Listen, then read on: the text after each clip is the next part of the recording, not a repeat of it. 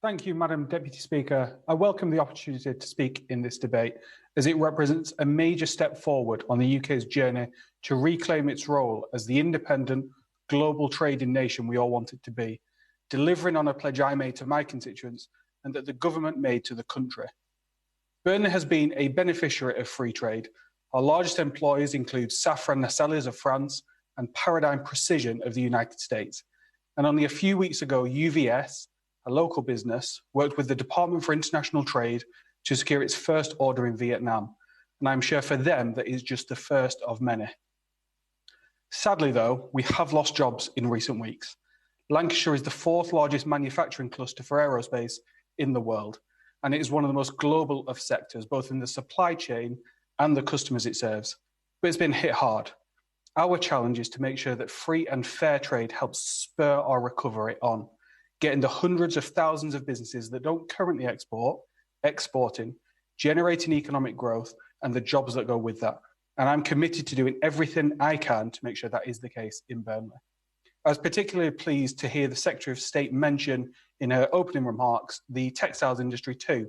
As anyone who knows Burnley well will know, it was once the centre of global textiles and continues to have a thriving industry, which I know can reclaim that title once again. For international trade to work, we need to ensure we have a safety mechanism, a way of dealing with those countries that say they trade freely, but also seek advantage through anti-competitive means. The proposal in this bill for a trade remedies authority is therefore very welcome. This body will need to have the teeth needed to deal with subsidies, dumping, and any other measures that are used to distort the market. Madam Deputy Speaker, as we take this step again towards being that independent, global trading nation, it's right that we also consider why trade is important and not just why we're supporting it. And on this, the simple truth remains that free trade creates free people. It has done more to lift people out of poverty than any other measure, and it continues to drive global economic growth. That's why the UK initially joined what was then the European Economic Community. We saw and continue to see the benefits of striking trade relationships with like-minded countries. And having left the EU, it's important for us to look at those agreements that have been struck on our behalf over the last 40 years to identify whether to carry these over.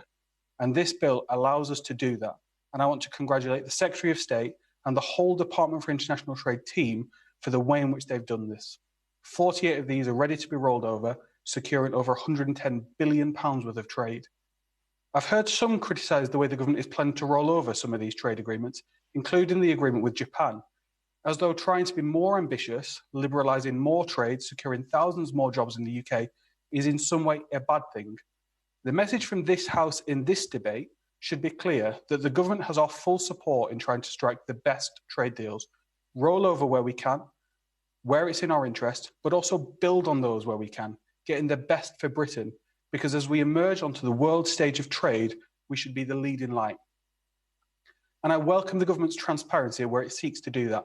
Last week, we got full sight of the negotiation objectives of the UK-Japanese negotiations, just as we did for the US.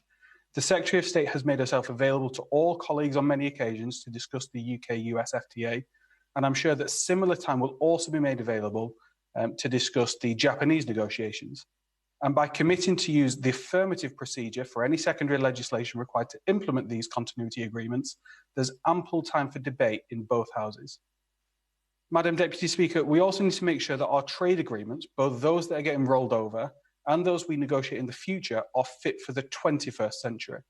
Where we can negotiate new deals, which allow UK technology companies to operate globally, including through innovative regulatory mechanisms like the FinTech Bridge, we should do so. Chapters on this, along with SMEs, will allow our businesses, not just in Burnley, but beyond, to scale up rapidly in a global market, delivering the economy of the future.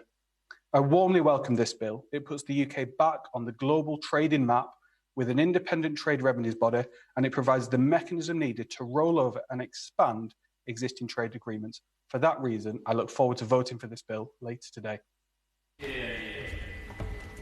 Thank you. We now go to Sarah Olney in Richmond Park. Sarah Olney.